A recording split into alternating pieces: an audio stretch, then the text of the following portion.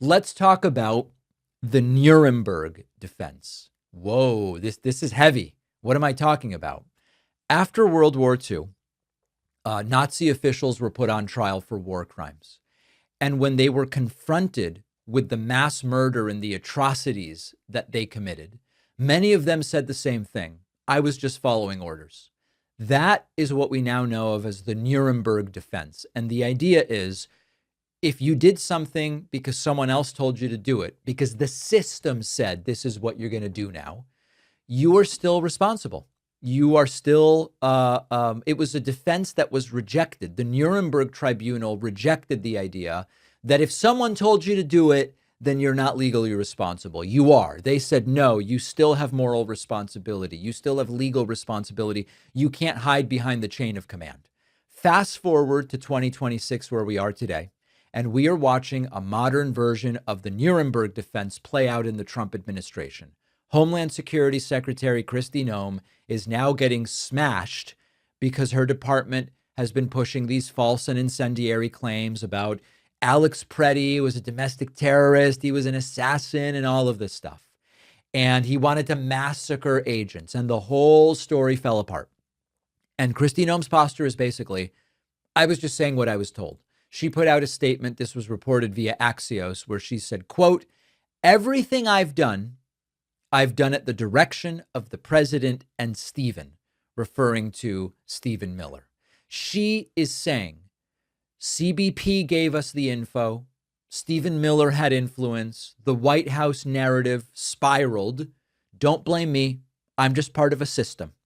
The problem is, if it didn't work for Nazi officials, it's not going to work in Trump world either. In Trump's political universe, loyalty flows upward. Trump's not going to sacrifice himself. He's not going to sacrifice Stephen Miller or the real architects of the policy.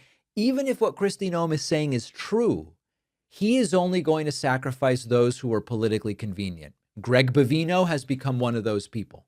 And so when Kristi Noem says, I was just following orders, that doesn't protect her. If anything, it makes her more expendable. She's not really the architect. She was just following orders. We'll throw her under the bus, which is exactly what Trump does when the heat gets too close. Rogue official, misinformation, and then instantly you become the scapegoat. Now, again, we're already seeing it happen. Tom Homan's replacement of Greg Bovino is an example of that. And this is how authoritarian systems maintain the illusion of accountability. They will radicalize policy at the top, it explodes, and then they'll punish somebody lower down to protect the leader. This is why I said ICE agents have to be careful. So far, the killers have gotten away with impunity, but they might throw someone under the bus there as well. So the historical reality of Kristi Noem's Nuremberg-style defense is pretty naive politically. Historically, it's naive because just following orders is one of the most infamous excuses in history. But politically, it's naive because Trump doesn't reward people who look weak. Trump doesn't reward people who become toxic. And if this scandal grows, Kristi Noem is exactly the kind of person that would be thrown under the bus by Trump to prove that there are guardrails. That is the brutal reality. Just following orders didn't make sense legally when the Nazis did it, and it doesn't make sense politically under Trump when loyalty is the number one currency. Bad idea, Kristi. I don't think it's going to work. We have a phenomenal bonus show for you today. I'm going to tell you the fiasco that is the Melania documentary. It's actually kind of funny.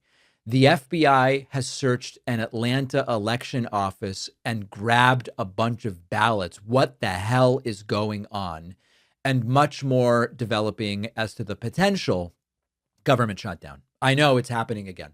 All of that and more on the bonus show. Sign up at joinpakman.com and make sure you're subscribed free to my audio podcast. It's on Apple Podcasts. It's on Spotify. It's on player.fm. It's on Dog Catcher. That's with two G's, DOGG. It's just about everywhere that you can get your podcasts. Appreciate you watching. Stick around for this next video. And don't forget to hit subscribe so you actually see our uploads. You can also catch the full podcast on Spotify and Apple Podcasts.